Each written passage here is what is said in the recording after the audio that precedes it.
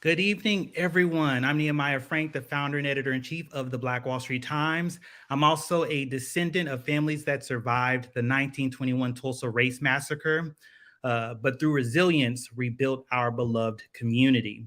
Thank you so much for joining us for such an essential conversation amid such polarizing times. Tonight's dialogue is a hot-button issue for this year's midterm election, a culture war and full-on assault on K-12 education continues with the softening of the Black plight in America from 1619 to today. Things have gotten so bad that politicians have begun banning Black authors and thus the Black experience under the guise that it promotes critical race theory. PEN America, our partner that made tonight's event possible, found that more than 1,100 books have become banned or restricted in schools across 26 states.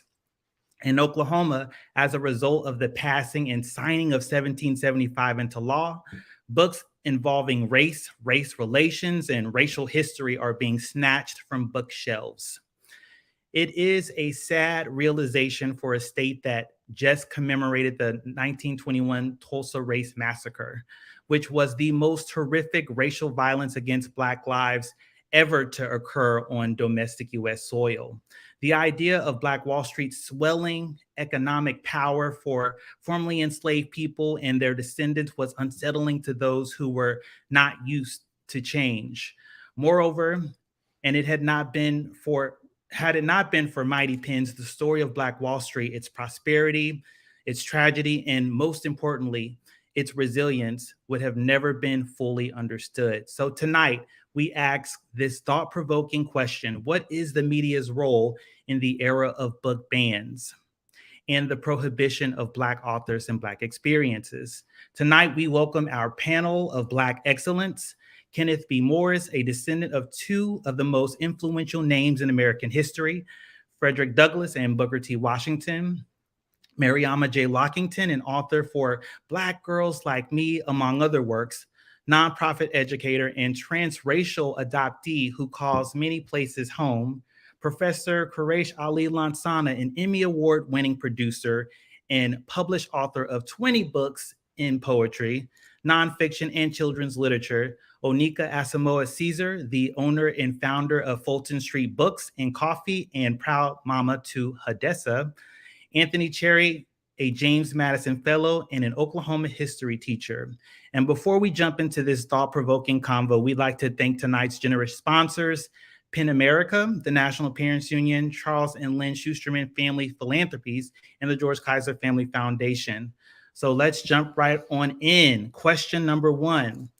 Let's go to our panelists. What is the media's role in the era of book bans and the prohibition of Black authors and Black experiences? And anyone can jump right on in.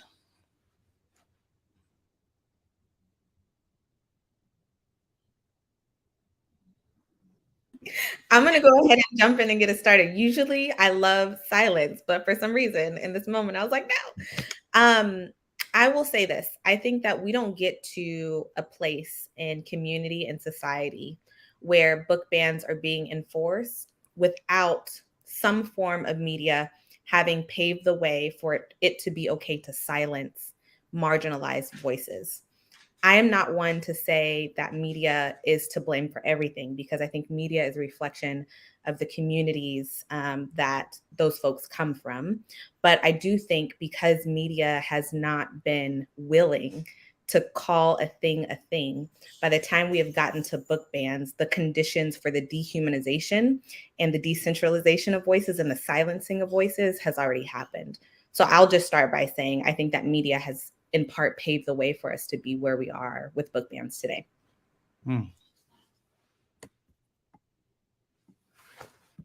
Mr. Morris, you got to unmute yourself. Thank you very much for inviting me to be a part of this panel. And because of my unique connection to history and being related to Frederick Douglass and Booker T. Washington, I think about Frederick Douglass's time in the 19th century, where he understood the importance of amplifying the voices of his people that were enslaved. And he wrote 3 best-selling autobiographies. He published the North Star newspaper, which really became the mouthpiece for enslaved people.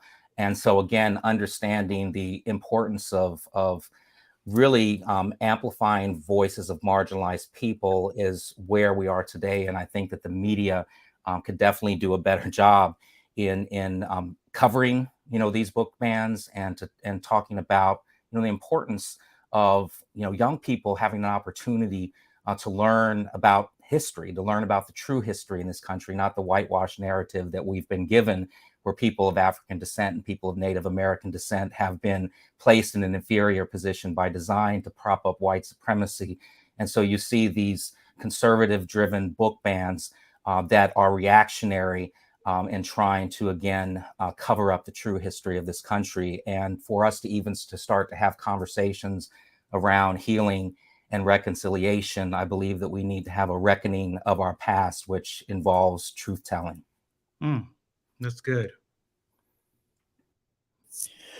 Well, like you, Nehemiah, I'm a journalist, but I've got some decades on you. So I'm an OG journalist, right? And I was trained in journalism as the public's trust, right? Which was a concept, which was what we were taught in journalism school about 40 or so years ago.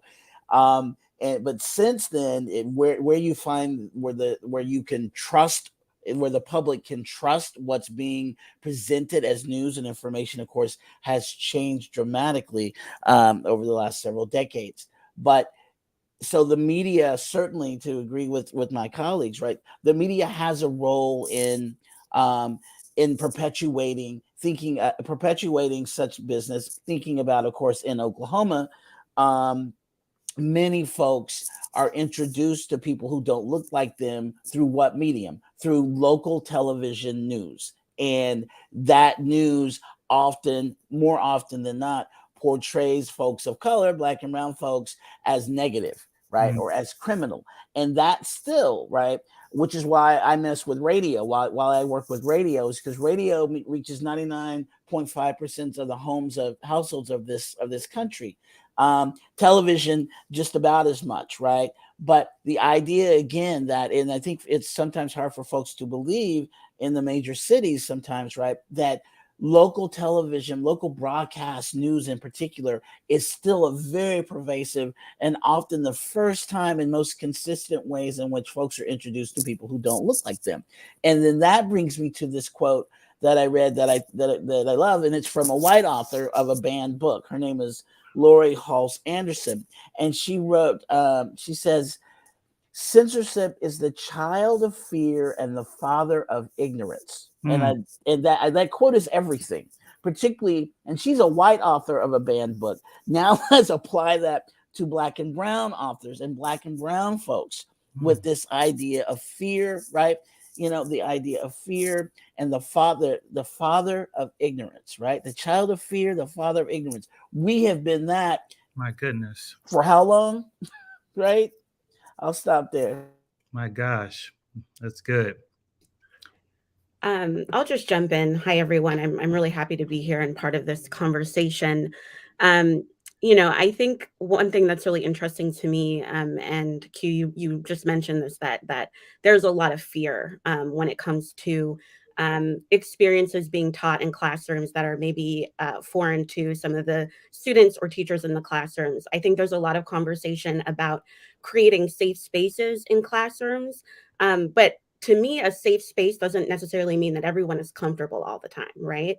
That sometimes introducing bits of media, introducing books that tackle a different experience than maybe the majority of the students are in the classroom actually produces really important learning, teaches empathy. And I think that, the role of media is obviously media has played a role in making sure that these book bannings are becoming more of an issue. But I also think that media has the role of helping to provide platforms, obviously, for marginalized authors, marginalized voices, and to sometimes get out of the way a little bit and let people tell their lived experience, so that we have more examples in the media of more nuanced stories of Black folks and brown folks, and not just some of the stereotypical or highly edited cuts that we sometimes get of particular issues. So I think we also just need to reframe the idea that classrooms always have to be comfortable, right?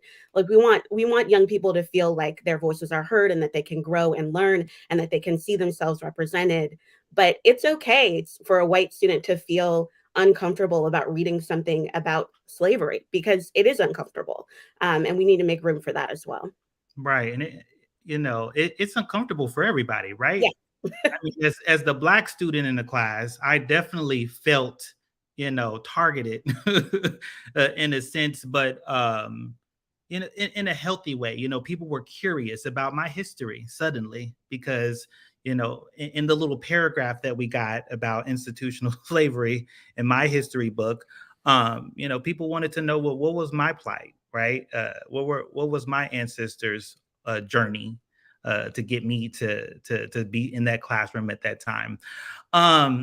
So what do you think? And I know we've got questions already here, but I'm just wondering, what do you think is the consequence of not teaching the full history? What is the consequence to the next generation of students? And I'll open that up to anyone. Well, the banning of books, in my opinion, is a denial of First Amendment rights. It hinders dialogue in the classroom. It discourages freedom of thought and undermines students' ability to think critically. Critical thinking and self-reflection are essential for fostering empathy and tolerance and social equality and acceptance of other people and other cultures. And so the books that target race and racism and human rights activism themes and historical biographies help students imagine worlds and experiences that are new to them and unlike their own. And so, kind of this reprehensible history of sanitizing our past is dangerous, and it continues to threaten our freedom and our democracy. That's good. I also think that truth-telling, storytelling is life-saving, about seeing yourself represented in a book, seeing an experience that you're not familiar represented. I think what's at stake here is young people being told that their experiences, their lives, their identities are not accepted, are not to be talked about, that they don't belong. And so I think, as an author who writes for young people, I'm really interested in writing stories that are life affirming, and I've had a lot of young readers come up and say to me, this part of your book, whether, Black and white young people, this part of your book resonated with me and made me feel seen. And so I think we are doing a great disservice to young people who are innovative and resilient and who are going through a lot more than we give them credit for. And so we need to give them stories that reflect joy and compassion and empathy, as well as stories that reflect all of the really hard things that are happening in the world that are related to our history and systemic structures and all of those things. So I think it's life and death, honestly. I think young people need to see themselves, and that's really important. That's good. I 100% agree that the consequences are, a balance of life and death. I believe, and I think most folks believe, right, that censorship is dehumanizing. And we have to look at the real life impact of what happens to people on a daily basis when we are dehumanized, right? If I don't believe you to be human, it is easy to believe that you don't feel pain, right? When I think about what is happening to Black folks in the medical field, if I don't believe you to be human as a young Black man, it may be easy to believe that you are violent when really you're saying, hey, I'm hurt right now and I need, a few minutes, right? If I don't believe you to be human, I may believe that you're stealing, right? Just because your presence is in my store or walking through a community where I have not seen you before. And so what we have to be very truthful about is that while, yes, censorship is in part happening because people are fearful, what they're fearful of is a truth that actually reveals them to themselves. And that is an act of violence because of the impact of the voices that are being silenced and the communities that are being marginalized. I think white folks believe, right, that by censoring and banning books, that they are setting themselves free. And what folks need to realize is that they are tightening the chains for all of us, for themselves, and also for their children. You're not freeing future generations by doing this. You're actually deepening the debt and the burden. That is a good way. That is a whole word. All right. Do you think the media is doing a good job of keeping the censoring of the Black experience elevated? I want to hear from Mr. Cherry. Oh, Mr. Cherry, you're on mute. We still can't hear you. All right, we're gonna let him get that fixed. Just pop right on in whenever you get your sound fixed. So the question again is, do you think the media is doing a good job of keeping the censoring of the Black experience elevated? A good job, as in a successful job at the censoring of the Black experience? Yes, for the most part, absolutely.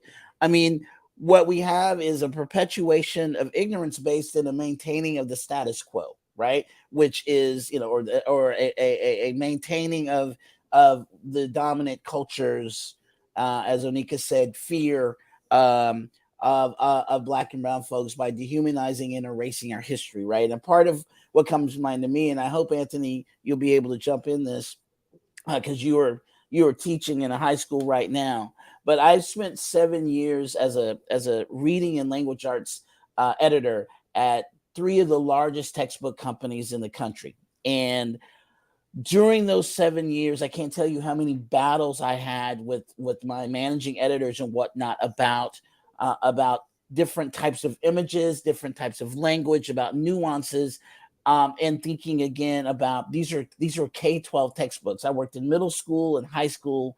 Actually, I worked in all of them, K through 12. And again, all of us in this country who have experienced K-12 education, public or private, have been taught through one lens, right? We have been inculcated and taught history, even our own history, through one lens and one perspective. And that perspective is not ours, and it's never been inclusive, and it's never been whole, right? So we have to, in my mind, include the fact that Texas and California still are the states that predicate what the other 48 states experience in their textbooks, and that Texas has banned, per PEN America's numbers, right, has banned more books than any state in the country. So when they started revising history about 30 years ago now for their K-12 students, we knew those are the breadcrumbs to where we are right now, right? Those are and you start with the children, right? And inculcating the lack of knowledge, the ignorance, to help folks feel better, to perpetuate a status quo. Those children are now running for Senate next week. That is true. It is. Can you hear me? Can you hear me Anthony. Now? All right. So you'll have to forgive me. I do have some technical difficulties, but I'm glad to be here, honored to be here, humbled to be here by some of the panelists. And when I think of my own classroom, I think of this idea that books help us shape identity. They help us shape decision-making processes that we shape throughout our lives. They help us identify our relevance to society, our relevance to groups, and they affirm us and our self-actualization. So if there is not my own personal language, my experience, my values, the attitudes, the perspectives, even that daily activities that I engage in, if those are not reflected, if those are actually deemed as bad, then what does that do to my cognitive development and sense of self? So as educators and as people who are responsible for media, I don't think that we've done a good job. If you look at a reflection of where our students are headed when it comes to their self-identity, self-love, self-worth, and their connection to community, I don't think we've done a good job as teachers or with the media. So, and earlier I really wanted to chime in on what media's role is, and I really appreciate everyone talking about American democratic principles and whose job is it to protect those, and whose job is it to protect our voice and our right to freedom of speech. You know, it's not the government's role. Here, obviously, it's not the government's role because they are passing legislation that is restricting these voices. That's So right. it is the people's voice, which is reflected through the media, to stand up and protect our voices, and speak for us. That's really good. So let's keep pushing through. This question goes directly to both Kenneth B. Morris and Mariama J. Lockington. What was your first reaction when you learned the narrative of the life of Frederick Douglass, an American slave, and for Black girls like me, was prohibited from some Oklahoma schools? And what about the book do you think made some people feel uncomfortable? I'll jump in. I've been waiting a while to hear this from y'all, by the way. Oh, wow. Well, I had a lot of different emotions. I was outraged. I was saddened. My whole life, I've had people of all ages and all races come up to me sometimes with tears in their eyes, and they just want to tell me that they read Booker T. Washington's Up from Slavery. In fact, we had the conversation, Nehemiah, before we came on air here, and they'll say they always remember how old they were, what grade they were in, or if they were in college when they read Frederick Douglass's narrative. And the common theme that I hear is these books made me believe that I could do anything and be anything possible. And I took inspiration away from your ancestors' stories.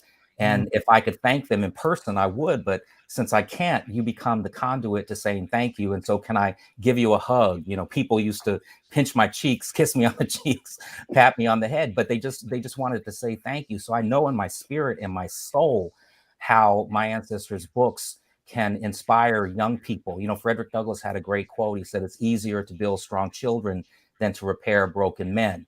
And so when I heard about the book bans, it just really, again, saddened me because there are going to be so many young people that aren't going to have the opportunity to be inspired by these stories in the same way, Nehemiah, you shared with me how inspired you were by reading Booker T. Washington's Up from Slavery. And you said it brought you to tears.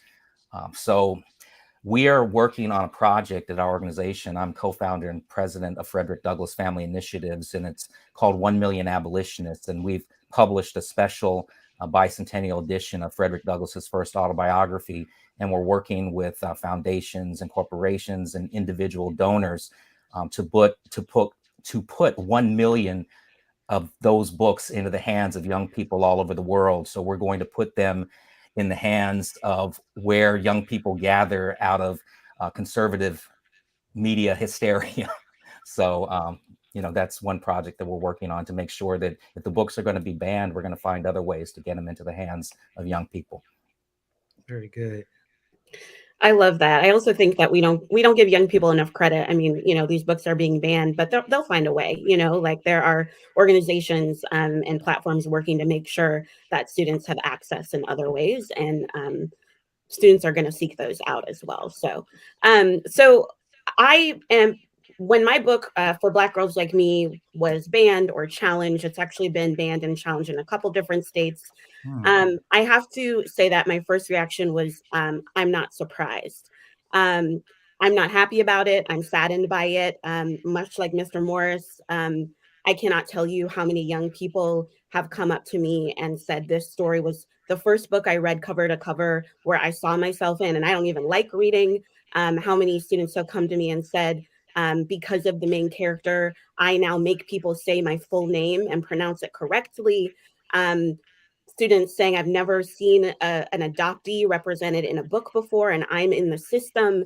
And so the idea that this book is being taken out of middle grade classrooms, because this is a middle grade book, so it's roughly for 9 to 12-year-olds, although high schoolers have also read it and enjoyed it, and adults have read it and enjoyed it, is really disheartening. And like I said, I think that there are life-affirming aspects to seeing yourself in a story. And when that's not there, like was said before, it dehumanizes you.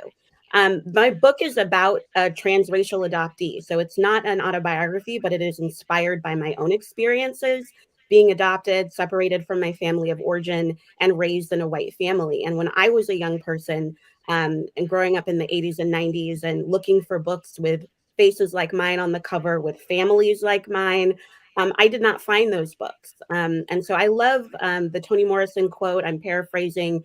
If you don't see the book you want to see in the world, you must be the one to write it. And that's what For Black Girls is. It is taking some of the emotional core of my identity, my experiences, fictionalizing it, and providing a nuanced and honest look at what it means to be a Black girl growing up in a white family where you experience racism both outside in the world and also across your own dinner table from the people who are raising you, who may be well-intended, but not educated and may not understand the harm they are doing because share your same skin color. So I don't know exactly why it was banned, but I can guess it has something to do with looking honestly at microaggressions. I know it's made many adoptive white parents uncomfortable, and that's why I'm not surprised at it being banned. Wow. It also touches on what it means to grow up with a parent who lives with a mental illness. It questions where you belong. It's also about friendship and being the new kid and moving across the country. So there are so many universal themes within the book that students of all types can relate to. But for me, I wrote this specifically so that young adoptees, young Black transracial adoptees specifically, would see themselves and feel affirmed in knowing that even if they are growing up in a loving adoptive family, they still might have grief and questions and experiences that are valid. That is so good. My goodness. Has the media reached out to you for comments specifically about the book bans that involve your family members or personal story? I have not heard from any. Not a word. Yeah. Besides this wonderful event, not a word. Yeah, well, maybe there's so many books that have been banned. They're still, we're on the list, just haven't been contacted yet. My goodness. I don't even know how I feel about that. And so this question is for all of the panelists. Have you ever been uncomfortable with a book? Has there ever been a book that you've been uncomfortable with? It could be a textbook, or it could be fiction, nonfiction. I'd like to chime in on this one. Huckleberry Finn. I did struggle with that one, and then when you look at who wrote it, an ex-Confederate soldier, Mark Twain, and he is not writing about the Black experience. I understand this, but the Black character that he has in here is just, he seems to be the stereotypical caricature of the Black experience. And when people talk about the books that they don't want and they want to suggest replacements for books, a lot of these books that they suggest as replacements, they really desanitize the experience of Black Americans. They don't actually give the experience from the Black perspective, written by a Black author. And just hearing the N-word, reading the N-word over and over in class, and being the only African American in there, everyone turning and looking at me as if Jim represents who I am. I really struggled with that. Um, but I personally do not believe in banning books. But I did struggle with Huckleberry Finn. I will definitely have to admit that that was the book that I struggled with too. I remember, I think I was in, I want to say I was in the 5th or the 6th grade, and I was living in Utah, out of all places. My dad was in the military, so I lived everywhere, right? But I was one of 3 Black kids in the entire school. And I remember every time the teacher would use the N word, it just felt like 1,000 needles were hitting me because all of the kids in the class were looking at me. Yeah. And the teacher, she didn't say N word, she actually said the word in class as it was written in the book. And I remember I went home and I told my mother what had occurred. And I didn't, in a strange way, like I didn't feel attacked, so to speak, by the teacher. I knew it was, it was a book. To be honest with you, at that age, I really didn't know how to feel about it. But my mom must have went off because the book was snatched and it was never read again. But I kind of felt bad because um, the teacher was a nice teacher. She really was a nice teacher, and I don't know if she had good intentions. Maybe she was trying to be inclusive, right, for the one Black kid that was in the class. But and I'm almost 40 now, right? So I mean, I don't know. I don't think there was any type of cultural competency classes for teachers back then. But it was definitely a wake up call. I knew at that point that I was the Black kid in the classroom.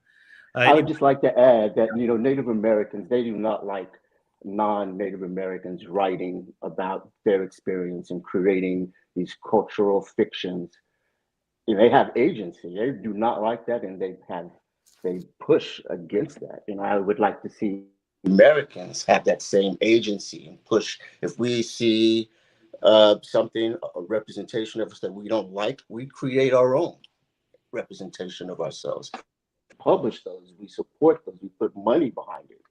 That's so good. Our image that we want to see is seen. Yeah, I'll jump in real quickly because I think I can't pick out necessarily one book, but I will say that as a transracial adoptee, as a Black person, when I see books that are written by white adoptive parents, but are written from the perspective of an adoptee, that really bothers me, right?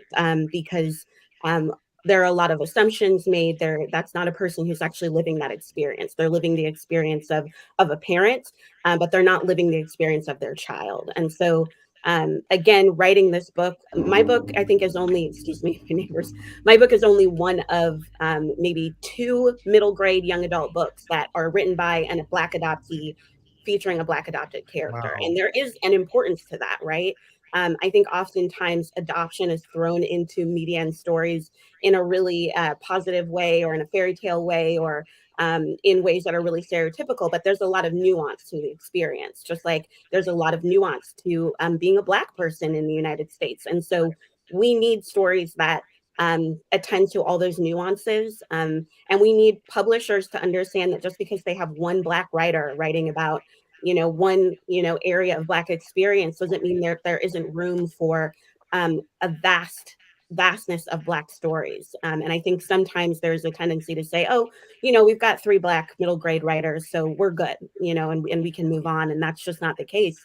I mean, how many stories about white boys do we have talking about Huckleberry Finn? There's room for more for all of us. Absolutely. I'd like to circle back to something Mariama and Anthony just said too, going back to Huck Finn and Nehemiah, you as well. And so I'm going to ask this question both literally and figuratively, right? So y'all know that in the 90s, the publisher of Huck Finn decided to put out a version without the N-word, right?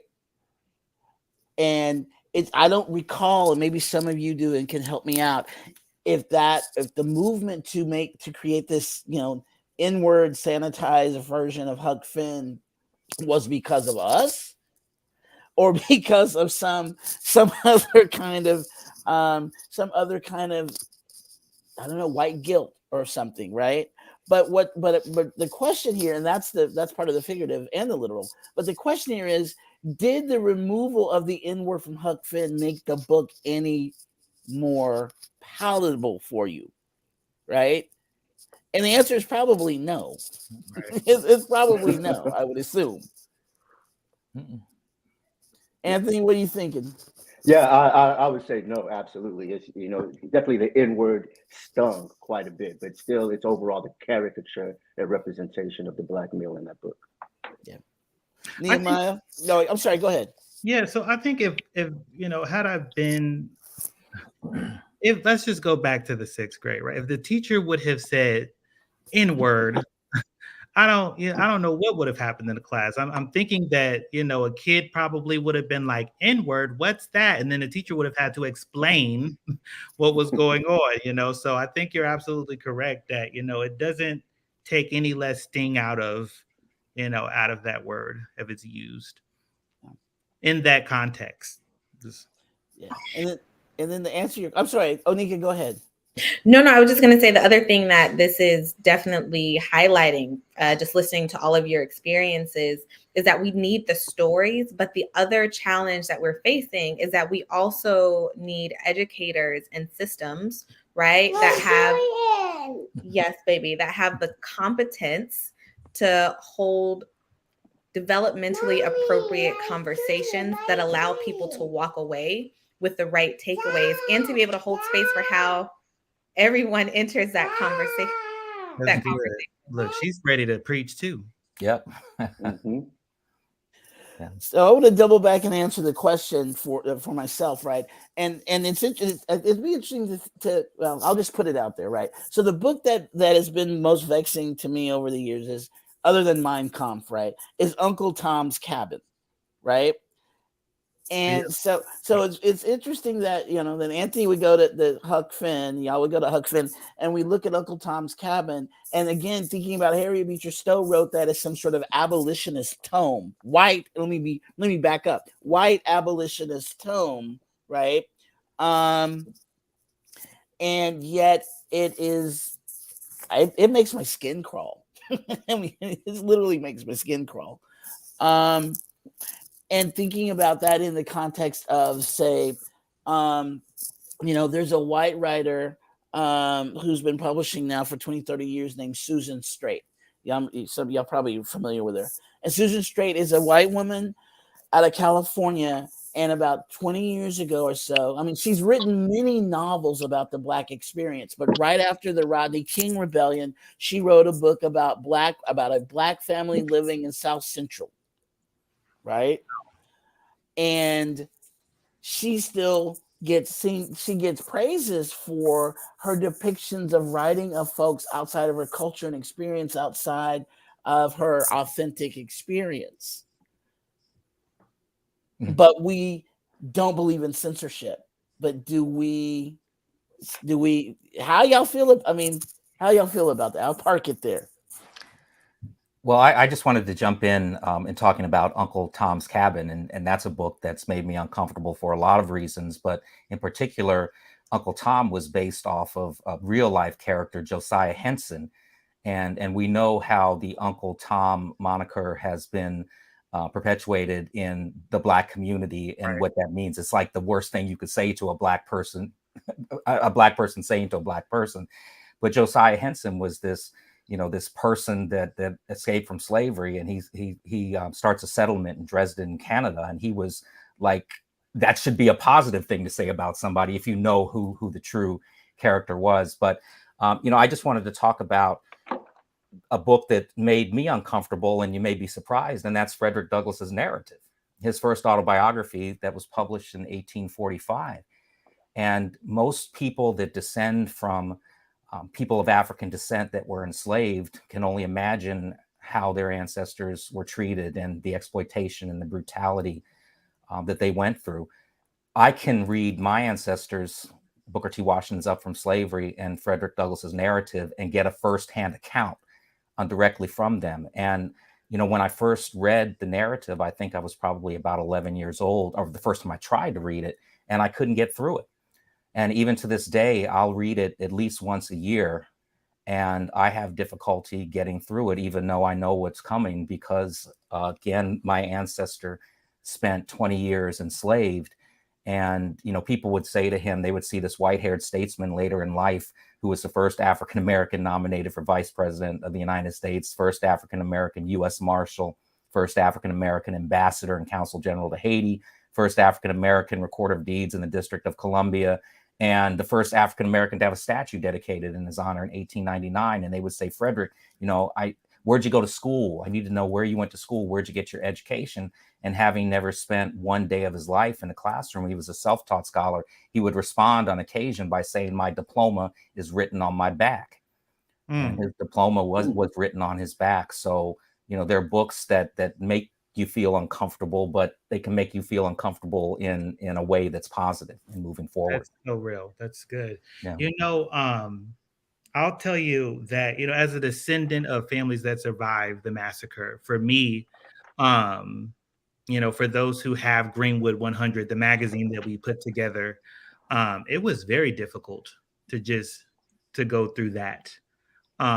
Because I felt like 100 years later, I'm reliving, you know, the trauma of what my own ancestors experienced. And so I can imagine, you know, for you and, you know, other people in your family, that's got to be a difficult thing to go through for any of them, because it's literally like your DNA is traumatized. You know, you have traumatized DNA from that experience. And you're still living with that now. It doesn't just go away, right? Yeah. I want to keep pushing through.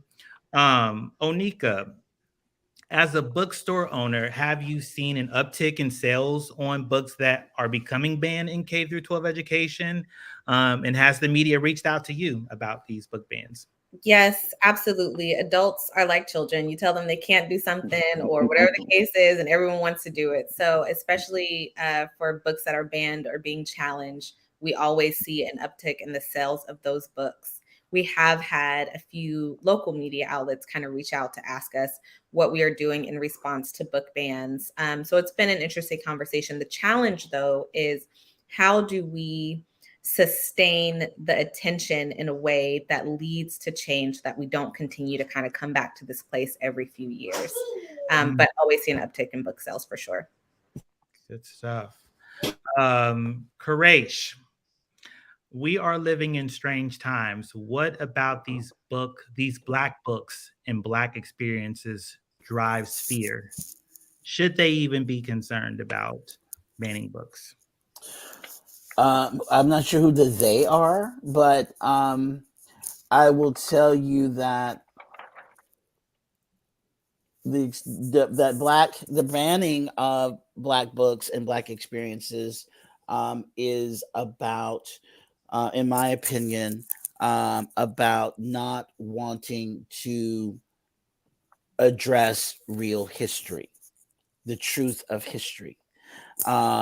History is, as someone said eloquently earlier, history is supposed to make us uncomfortable because if we're looking at what really happened, I mean, again, thinking about it like this, that the state of Oklahoma gave a tax break to Martin Scorsese to film Killers of the Flower Moon about the Osage murders, right? In the state of Oklahoma, but Killers of the Flower Moon is a banned book in the state of Oklahoma. Right. So, I mean, there it is. Right. So, yeah, the banning of books about and by Black and brown folks is about an attempt to dismiss, as Onika said eloquently earlier, dehumanize us, make our stories less relevant. And so folks don't have to look at that history and the truth of that history. Right. I was teaching last night at Greenwood Cultural Center about Greenwood, right? And y'all know this, right? Nehemiah and Onika in particular, and Anthony, you know this because you're here, right? That you can look at North Tulsa, Greenwood today, and you could make the direct connection to North Tulsa and Greenwood 101 years ago and understand where we are now with the destruction of the district, the loss of billions of generational wealth, the fact that we don't own anything anymore, right? that history is, the tether is clear. We experienced resilience a couple times, as Nehemiah mentioned, certainly in the 40s, certainly 4 years in 1923, and then again in 1941, and then the highway. But you can look at North Tulsa right now and see real history you can't see the history from 1906 when OW and John and Lula May and folks built it and JB built it, but you can see the history from 1921 and its remnants and how alive that destruction is in our health, in our economics, and in almost every aspect of Black life in Tulsa. You can see it today and make that direct correlation. But folks don't want to think about that. Whoever those they are in your question, Nehemiah, they want to say, "Oh, that happened 100 years ago. Stop digging up these graves," because that's not our history, right? But for us, for Black and brown folks, just like Anthony bringing up the indigenous folks and their story here, that stuff is as palpable today as it was 100 years ago. Period. And that's what folks don't want to look at. That's real. So we got about 15 minutes left before we jump into our question and answering session. If you are watching this, please share it, comment, and stick around, because we're going to have a questioning answer session. You can ask any of the panelists any questions that your heart desires. So I've been thinking, what to, and I already know the answer to the question, but at least for me, right? And Mariama had touched on empathy, right? What can non-Black students get from reading about the Black experience? Well, there has to be some type of emotional investment. I really appreciate the comment about empathy. You have to be emotionally invested in the life of one of these characters, especially if your only interaction is secondary. If you're not having any primary interactions with Black people, your secondary interaction is through books or media. You have to be invested in not only that character's outcomes, but their families, the communities that they're set in. And you have to want to see a good outcome. And that's why I don't like Huck Finn's, because there is no investment in the outcome of the character Jim. You know, there's no emotional attachment. They sail him down the river at the end, and that's it.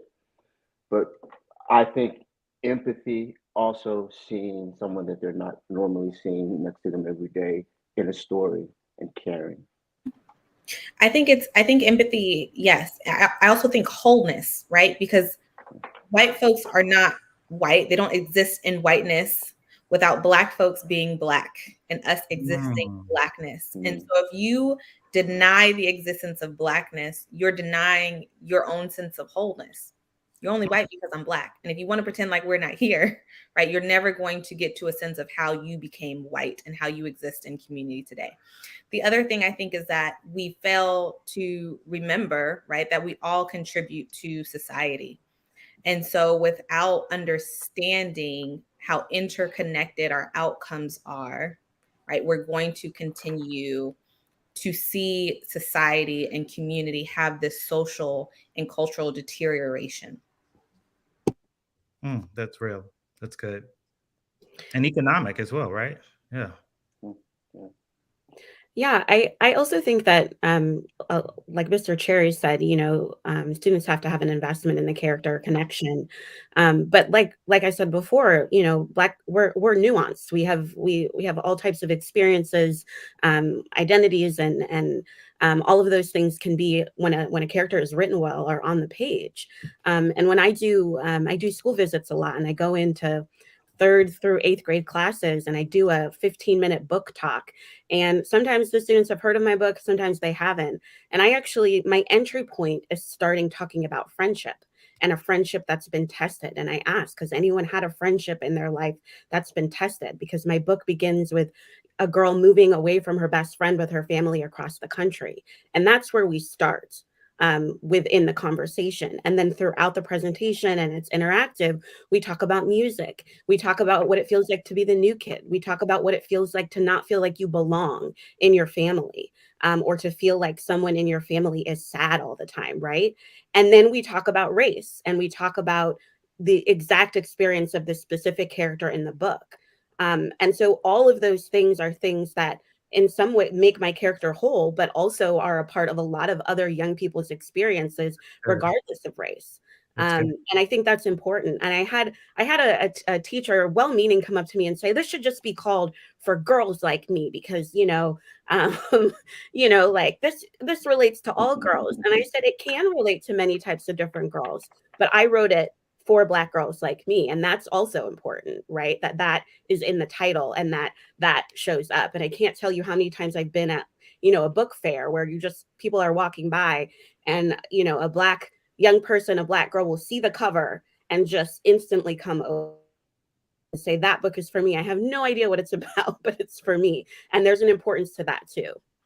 Oh, that's so good. Yeah, I think about Frederick Douglass's book, The Narrative, and it was published over 175 years ago. And it's a book that the Library of Congress named one of the 88 books that shaped America. And what is it about his story that resonates still today, and that people can relate to today, whether you're Black or white or brown? And, it's a coming of age story. So as Mr. Cherry said, you get invested in the character and the outcome. While none of us can imagine what it's like to have been enslaved, it's also truth telling. So you had a young man who was only 7 years removed from slavery at the age of 27, and he writes this book. And at the time, he was what we would have called a fugitive slave. Now we call those people freedom seekers, but he was a fugitive slave. And he was out there talking about the abolition of slavery and lecturing for the Massachusetts Anti-Slavery Society. And he's good looking, he's well dressed, he's articulate, he's charismatic, he's theatrical, he's everything that a person that was pro-slavery couldn't believe a Black man could be. And so they started to call him a fraud. They couldn't believe that he was who he claimed to be. And so he writes this autobiography, and in it he names names and he names places, and it shows the courage that he had, because the other problem that he had after it was published, it became a bestseller. And that's the last thing that you want, is the notoriety of a best-selling book if you're trying to hide from your enslaver.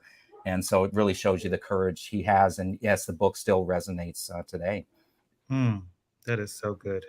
I'll say one more thing, which is also like upholding the intersections that Black folks have in our identities, and how that can be liberating for other communities as well, right? When I think about understanding Black liberatory work, especially when you think about Black folks who are queer, and how that has allowed a lot of folks who are advocates for the LGBTQIA community to also like understand that struggle through the lens of Black and queer liberation, or Black folks who Black women, right? And understanding how Black women have created space for white women to also find liberation in their own work, and sometimes creating those blueprints. Black folks who are also differently abled, right? Like there are so many intersections that allow other communities to find a path toward a more liberated world. And so I think honoring kind of those intersections is also important when we think about what Blackness is. I'd like to just jump in on that point. I read a quote from Christopher Myers from the New York Times, and he talks about this idea of the apartheid of literature, and only narrowing down the Black experience to civil rights, racism, or slavery. But then actually we need more dynamic stories of Black characters experiencing like adventure and personal growth and curiosity, love, and dramas like in even investigations, more diverse plots. And if I could just jump in really quickly too, something that I find so interesting in some of the feedback I've gotten about For Black Girls Like Me is that there are some people who get frustrated. It's often white people who get frustrated that at a certain point of the book, one of the parents was having a mental health crisis, and they were like, well, I wanted it to stay with like, the main character's story. And I thought this was about like adoption and other things. And the thing is, it's about both. And the fact that there are Black young girls who are growing up with parents who live with various forms of mental illness. There are Black girls who are, I myself live with, chronic anxiety. And so we need those intersections and those nuances as well. And we need a story where a Black girl can be struggling to be a caretaker of her parent, even though that's not a responsibility that should be on her. And so I think it's just really interesting when people want a story that you write to be a certain vision of what they have for what it means to be a Black girl, what Black girlhood looks like. And when it doesn't fit that, sometimes folks reject it. You mean we're not a monolith, fam? We're not a monolith, no. Wait, hold up. Wait a second. What you saying? Wait. We're not a monolith. I just want to say that, Mariama, you said so much there, and I think a lot of people probably, I know it skipped over some folks, but I definitely got the message. To that end, do we have time for me to tell a quick story about my mentor in this context? Yeah, we got 5 ahead. So I had the great blessing and privilege of being Miss Gwendolyn Brooks's last protege, her last student. And one of my favorite of the many experiences that she had, I won't say favorite, but I'll say most impactful, right? Is when her first book, A Street in Bronzeville, came out in 1950, and it received all this critical praise, was considered like the Spoon River of the Negro, right? Because it was Miss Brooks observing Bronzeville, observing Southside Chicago, and it was street and real and gritty, and talked about Black life in a very real way on the South Side of Chi. And then when she put her second manuscript forward, first of all, it was a novel, and they said, nah, we don't want a novel about a young Black girl and a Black family. Nobody's going to want to read that. So she said, okay, so she put the novel down, and she revised and reworked the novel into a book called Annie Allen, which was her second book of poetry, which was a book that took a Black girl's life, a young Black girl child's life, from birth to death, right? And Harper Row gave her half as much money for her in advance, because they just weren't sure after this whole really Negro heavy thing that folks were going to be into this story of this young Black woman from birth to death, and some very heightened, very, very, very epic language that she put forth in the creation of this masterpiece. And it won the Pulitzer Prize. She was the first Black person to ever win the Pulitzer Prize.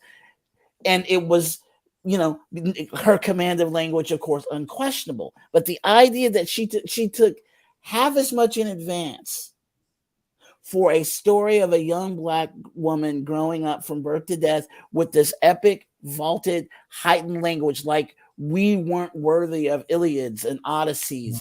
We weren't worthy of epic stories. Nobody's going to read that. Let's go back to that Black stuff in the street. Let's go back to them prostitutes and such, right? And the beatings on the street. And she won the Pulitzer Prize, and then went to get it and was mistaken for the coat lady, right? That is, right? That's us, right? That is our story in so many ways. But the idea that the themes are universal, but our experiences are nuanced, right? And it's the nuances that folks often are very frightened of, right? We just gotta all be the Black folks in the first book. We can't be the black girl child in the second book. Be the Black person in the first book, and we're okay with you, right? Wow, my gosh. I think you might have just affirmed what Mariama was talking about. Exactly. Very good.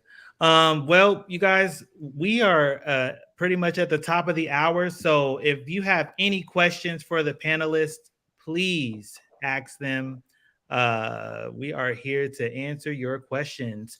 And for any of the panelists, if you have any questions for any of the other panelists, or if you have a question you want to bring to the floor for all of us to entertain, please feel free.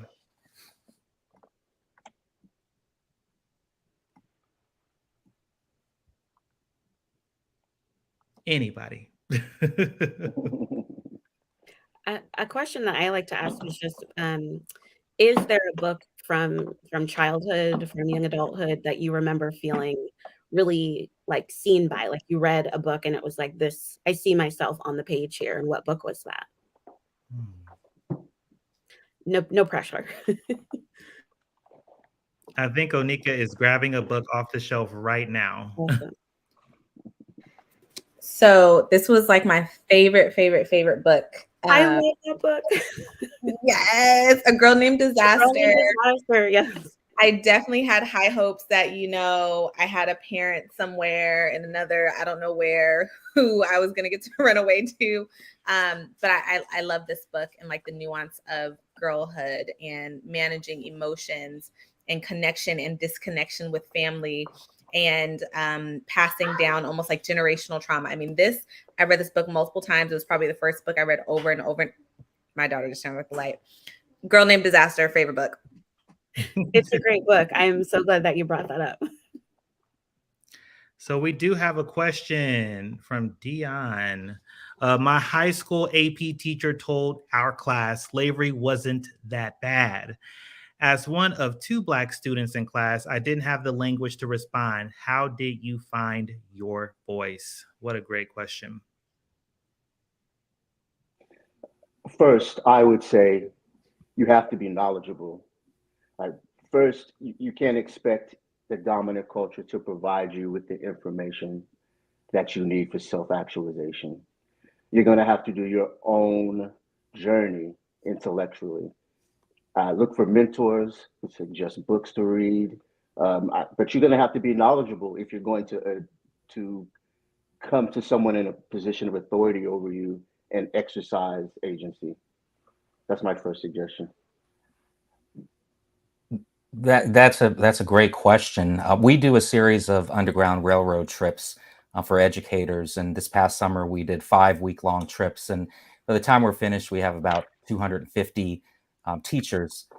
They're all K through 12 teachers that would have attended the trip, and we're really following the footsteps of freedom seekers that were running away from slavery to Canada after the 1850 Fugitive Slave Law was enacted. And the common theme that I hear from these teachers, and some of them are history teachers, they're across all disciplines, but the common theme that I hear from white teachers and Black teachers is that, why didn't I know this history? Why was I not taught this history? And everybody comes to the trip with different emotions, but that's the thing. Why didn't I learn this true history? And had I learned this, I would be able to teach it better and with more confidence. And my students would benefit from hearing the truth. And so when you hear a comment like that slavery wasn't that bad, it's just that's a product of just really poor teaching about our history. And I think I started off my first comments when talking about the sanitizing and whitewashing of history in this country. There was a lawmaker, a legislator in Virginia that was passing a critical race theory legislation. And in it, he talked about the Lincoln-Douglas debates, but he explained it as Lincoln and Frederick Douglass. And here's somebody that didn't know the history, didn't understand the history. And we're going to have a whole generation of kids, people coming up that will be politicians, they'll be teachers, they'll be business people that will not have an understanding of this history, especially if we're banning books and students are not having an opportunity to learn. Wow. I would also just say, I agree with everything that has been said already. But it takes time sometimes to find your voice. And it's okay if in the moment that this particular comment was made, that it didn't feel safe or like it was going to be productive to say anything. I think sometimes you have to sort of take, mental note about a particular person and particular moment, save it away for later, and go do your homework, go do your organizing, go be with your community, and then gradually learn how to speak up in moments if it feels like it's going to be productive. And sometimes it's not going to be, based on a variety of things, based on maybe the history that this particular person was taught, based on some of their own assumptions. So I think that it's okay to pause for a moment too in these moments, and take account of your safety and your resources and your capacity as well.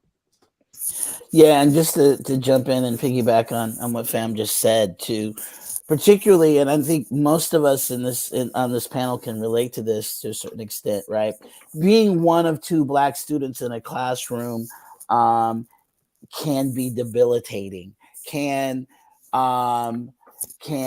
force one to rethink how they even define their own narrative, how it can be the way I phrase it here in Oklahoma, and I experience a little bit of this, but getting drunk on someone else's narrative, right? And so so one of the things that it's important, and so I don't want you to beat yourself up about it, Dion. I mean, because you've obviously you're continuing to grow and move past that, and that just comes from learning and knowledge and reading and accessing, as Anthony said, mentors and other folks who can help guide you and help your growth and evolution. But it's very easy for those of us who grow up in really sort of, I don't like the word minority, but in the minority situations in terms of numbers, right? To kind of disremember or lose who we are, because the dominant culture, the dominant narrative can be so persuasive and so pervasive.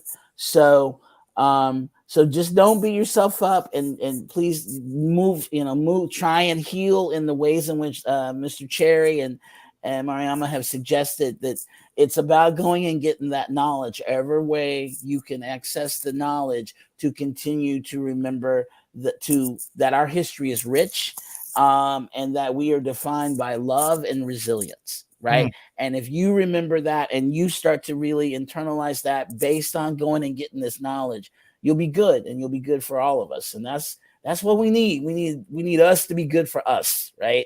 For a change, right? So well put. Look, when I tell y'all that I'm feeling fulfilled tonight, like my cup is filling up, it is filling up. We have to be good for us. I absolutely love that. I don't even know if this is a fun question or not. But whenever people bring up Black History Month comes around, and people who know nothing about Dr. King, right? They'll start throwing out quotes and pretending to be, I guess, woke for 1 month, right? And then they go back to I don't want to being the devil. I'm just gonna say that, right? Being the devil. And I always wonder, I'm like, if Dr. King was alive today, like, what would he say about, these things that are taking place today? And so I wonder, like, Mr. Morris, what do you think your ancestors, Frederick Douglass and Booker T, what do you think they would have to say about these book bans, and the banning of their own narratives from school? Yeah, well, it's difficult for any of us to know what they would say or do if they were here today, but because their blood flows through my veins, I'll take some liberty and say that they would be outraged. I think they would be outraged. They would probably take some solace in knowing that there has been some progress. We did elect an African-American president. We have our first female vice president of color. They probably would be somewhat pleased to see that progress, but they would be outraged. That's the only word I can think of to know that there's still so much work to be done. And that with the challenges that we're facing in this country still today. And, Frederick Douglass said, I love Frederick Douglass quotes, if there's no struggle, there's no progress. And so they would both still be speaking truth to power. Frederick Douglass wrote 3 best-selling autobiographies. He wrote a fictional novella, not many people know that, called The Heroic Slave. And he wrote thousands of essays and articles in his various newspapers. So I have no doubt that they would both be out there still doing the work. Frederick Douglass as the great abolitionist, and Booker T. Washington as the great educator and founder of Tuskegee Institute in 1881, which, by the way, he founded it at the age of 25 years old. And also, I also think about, what will our great grandchildren, those of us that choose to have children, what would they say about us 150 years from now in this moment in time?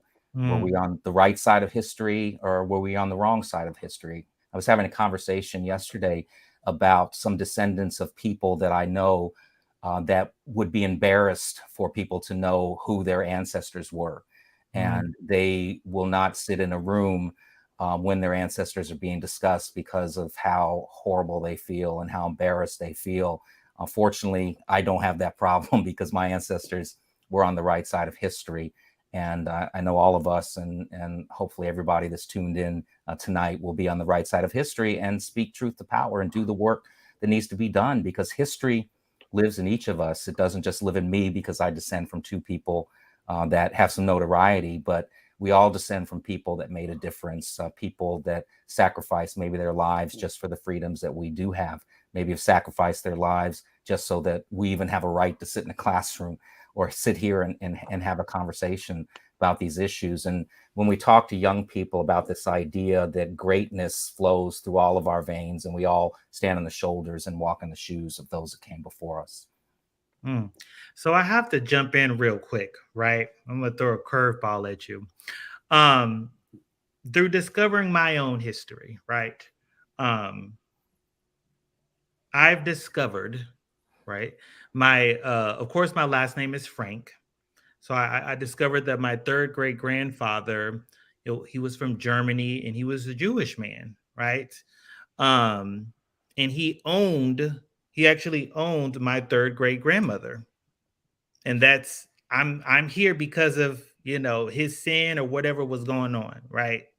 But I also discovered that some of my family members were Confederate soldiers. So do you ever think about that history too? Do you claim that too? I mean, and I always, and I'll say this, going back to the Centennial and Courage knows, when I dropped Greenwood 100, let me tell you, it was personal. I was going after everybody that owed my community something.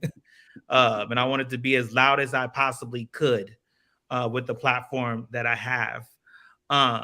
And I dug out the mayor's family history because he was so proud of his history. I said, well, guess what? Your family also did this. Y'all own this many Black people. And, I exposed that on MSNBC on Tiffany Cross show. And it can't be taken back now because people have done the research and nobody's come after me with a libel suit. All the evidence is there. But what I also tried to explain to him is like, this is our history as American people. We are so mixed. And I mean, it is what it is. Like you would not be sitting here if it wasn't for your white ancestors. So like, how does everyone in the room feel about that? That makes me think of a book called Jefferson's Sons, right? And you think of this idea of Jefferson and Sally Hemings. I think that's what her name is. Correct me if I'm wrong. But this story is romanticized if you look at it from white authors' perspectives and history. This is a romantic relationship. They were in love. So that is definitely a sanitized and whitewashed version of history. But if you peel back the curtain and you look at it from the perspective of Sally Hemings and their family, that's the story that needs to be read by students. Yeah, and you bring up, an excellent point. So Frederick Douglass's father was presumed was his owner, his enslaver. Same with Booker T. Washington. So of course that's a part of my history as well. This is American history, it's shared history, and that's why it's important that we know this history. I choose to create and write my own narratives and tell my own stories. And that's what Frederick Douglass did so well. He told his story over and over and over. And here we are talking about him today, 200 years after he was born, and he didn't let anybody else shape his story. And so, yes, I recognize that part of my family history, but that's not who I am. That's good. Yeah, and that circles back to what Onika was saying a moment ago, I think, about wholeness, right? That, 25,000 white folks didn't burn down their own, didn't invade Maple Ridge and burn down their own neighborhood, right? 25,000 folks and from 3 different directions in an organized attack that was state sanctioned came to Greenwood at 5:06 in the morning and commenced to do what they did, right? And so there's no way that our histories are not intertwined, right? Because we didn't burn our stuff down, right? And so that's what's so insidious about this ban on critical race theory in Oklahoma, House Bill 1775. It's some way of trying to legitimize and legislate the idea that our histories are somehow not intertwined, right? And until African American studies or African American history or Black American history is not an elective, until Indigenous American history is not an elective, but a major, until women and gender studies is a major, right? And not a minor, not an elective, then the histories will continue, our histories will continue to be minimized for those of us who are already marginalized. And I'm going to throw this out there because y'all are brilliant people. Here's the power of language and the power of the media, right? What in the hell does the word majority minority mean, right? Like, who came up with that? It's insidious, but it speaks to the power of language and then the media, certain media outlets to perpetuate such a concept. It's an oxymoron. Sorry, I'm an English professor too, right? It's an oxymoron, but it is sort of a new nomo to define how the fact that the Hispanic Latinx population is the largest, fastest growing population in the country, but y'all still below us. You still less than, right? That's the power of language. Anthony, did you want to chime in on that? On a question you asked earlier, I really wanted to chime in. You asked about Martin Luther King Jr. and what he would say. Can I chime in on that question? Yes, please. If you go back to 1965, you'll see, like, in the 1960s, the civil rights movement, we had Richard Wright, A. Philip Randolph, Langston Hughes, other civil rights members being brought before the House Un-American Activities Committee. They're being investigated as un-American. Like, these are Black writers, these are politicians, these are people. Langston Hughes was also wrote screenplays. So these are media people who are being banned and investigated and labeled as un-American. At the same time, the Ku Klux Klan is not labeled un-American. You have civil rights leaders being investigated while Klans members are considered American. Now, this brings up the question of the status quo. Who gets to be labeled American? Who gets to be labeled un-American? What stories fall into the status quo and get to be and rise to the top?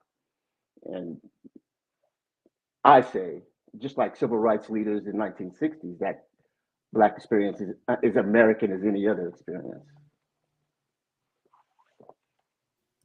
And in the 19th century too. I mean, Frederick Douglass was labeled un-American when he gave in his famous speech, "What to the slave is your 4th of July?" where he calls out the hypocrisy of a nation that espouses ideals of, the founding ideals and Christianity being used as a tool to oppress and enslave people. And he called out the hypocrisy of a nation that would enslave millions of people on its blood-drenched soil while talking about freedom and celebrating freedom. And how dare you invite me to speak today? Do you mean to mock me, to talk about your independence? So that's good. That reminds me of the time, and I don't know if the place is still open, the Whitney Plantation. So my people are from Louisiana. Aviola Parish, Louisiana is where they're from. And I remember when I went to New Orleans and I went to the gigantic white cathedral. And I just remember, like, I had this eerie feeling of like, they probably docked my ancestors here and took us into the white church and baptized us. And then they took us out to Plantation Row. But I remember specifically stopping in one of the rooms, and I saw a little, I don't even know what they're called, but they're the little benches where you kneel down and you pray. And I just thought it was such a bizarre thing and so well thought to put that there, because it was exactly what was happening, right? Um, but I do wonder, like, well, I guess I don't need to wonder, because at the end of the day, it all comes down to fear. We do have another question. This one is a little long. Let me see. Do you believe these bans could be a domino effect of more an increase in mainstream knowledge and uncovering of the historic lies taught in our school systems to students? That is the question for the panelist, and I'll leave it up there.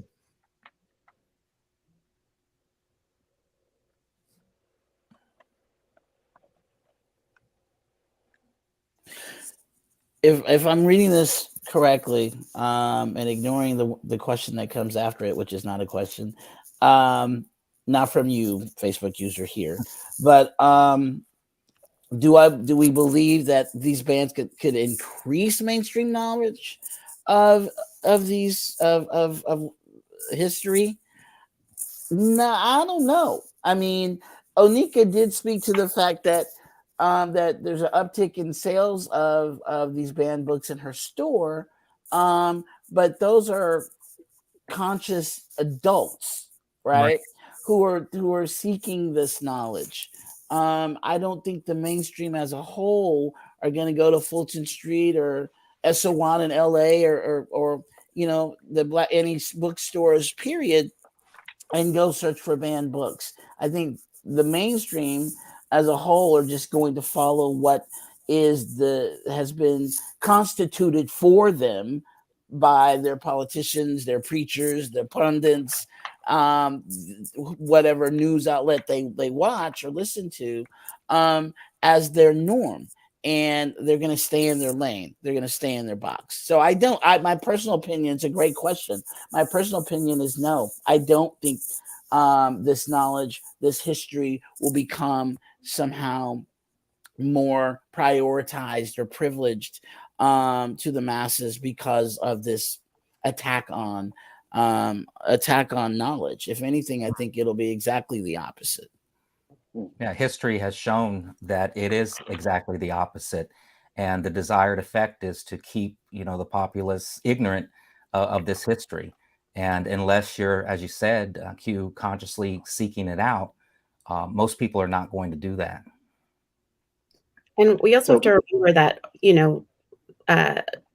especially when books are banned from school libraries or school districts, those are the adults are the gatekeepers. So if those books are not even making it onto the shelves or are being pulled even before the school year starts, a lot of times that's where a young person is probably going to encounter these different narratives.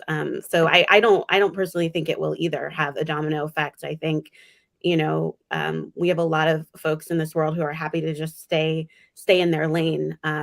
And while I think that the uptick in sales for some banned books is a thing that's happening, I also wonder about sustaining that. I also wonder about if people are actually then reading those books and absorbing and then talking with their communities about it. I mean, I feel a little bit conflicted about people rushing to get For Black Girls Like Me, but then what's the conversation that happens after? It sort of feels like when folks discovered Juneteenth was something that we celebrated and took over for a month, and all of a sudden I was getting emails from like Ulta wishing me a happy Juneteenth, but I haven't heard anything since.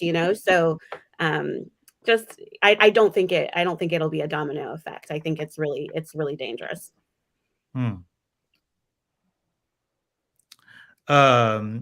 So this made me think, and I don't even, Mr. Morris, correct me if I'm wrong, but a Frederick Douglass quote that said, "To make a contented slave, you must make a thoughtless one." Yeah, that's accurate. He said it a number of different ways. When he was about 8 or 9 years old, he was chosen from the plantation on the eastern shore of Maryland, where he'd been born with the name Frederick Augustus Washington Bailey, to go to Baltimore to be the house servant for his enslaver's family.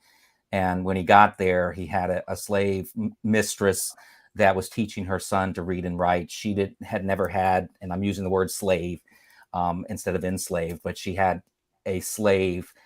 She never had a slave before, so she didn't know that it was illegal to teach him. She begins to teach him his ABCs, and this is how the story has been whitewashed. The nuance to this story is that he asked her to teach him to read. Whoa. And that was his first act of self-liberation. And she begins to teach him. The lessons continue for a little while until his enslaver finds out, and he gets angry. And he looks at his wife and he looks at Frederick, and he said, "You cannot teach a slave how to read and write, because if you do, it will unfit him to be a slave." And Frederick heard that message loud and clear, and he knew right then and there that that was going to be his pathway to freedom, was knowledge, education, learning to read and write, and he teaches himself to read and write. Hence why they've snatched it, right? My goodness. And what thank you for that story, Kenneth, and what a perfect sort of, unfortunately, perfect analogy for where we are right now. Right. Preach. Keep them thoughtless. Right. Keep them thoughtless. Don't think. Yeah, don't think.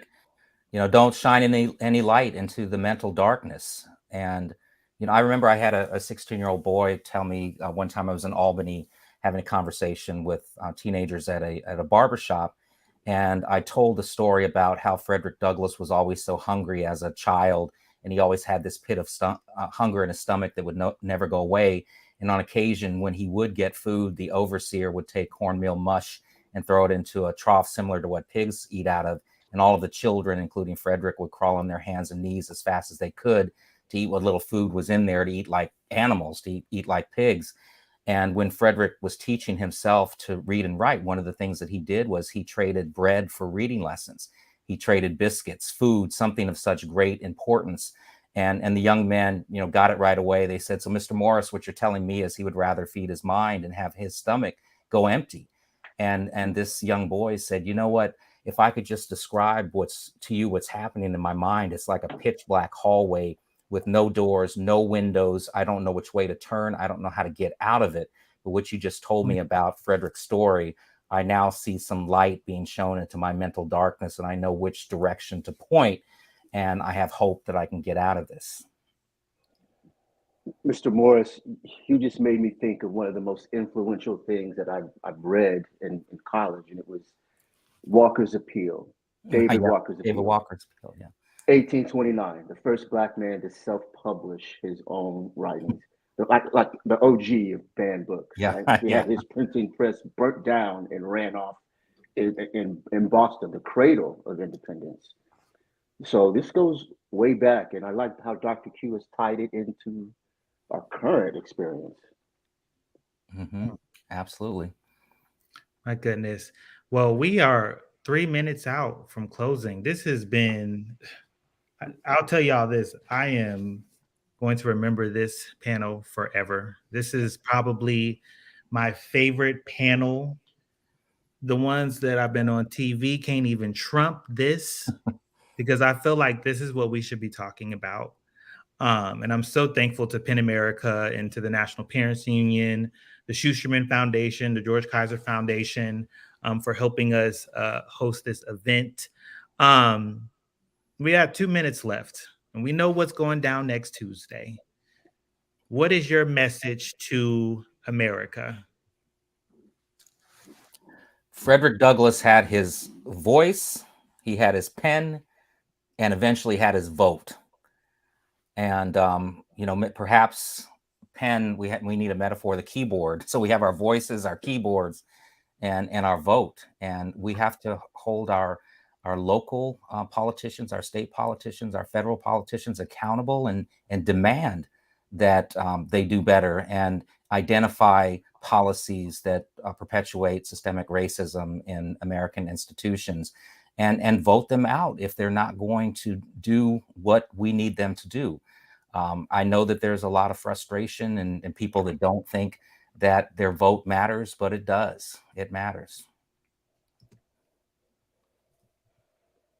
Yeah, my message is just vote.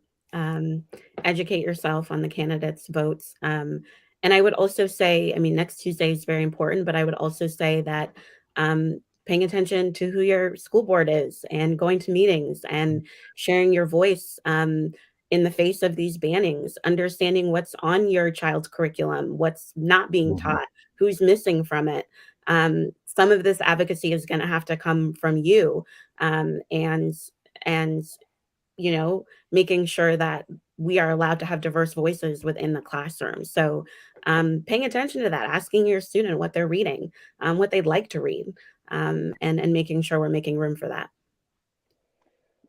I would like to say that I know it seems like what's going on at the federal level is just theater, and we're sitting back and watching without any power.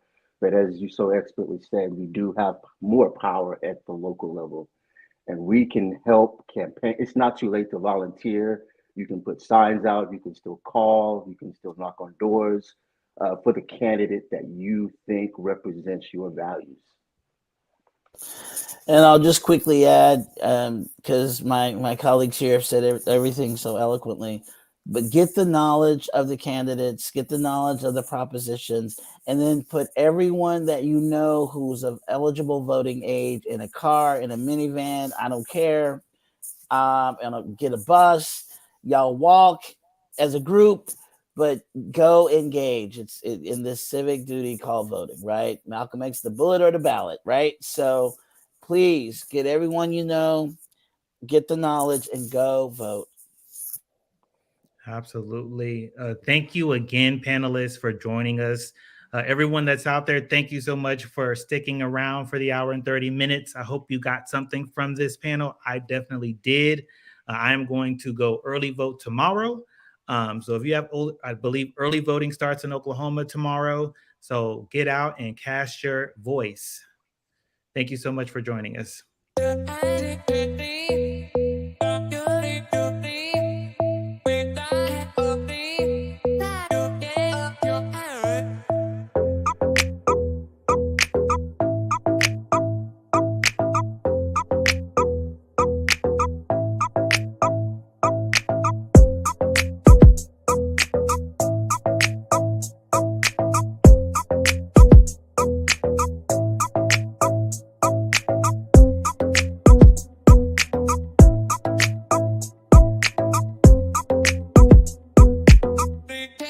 Your ear.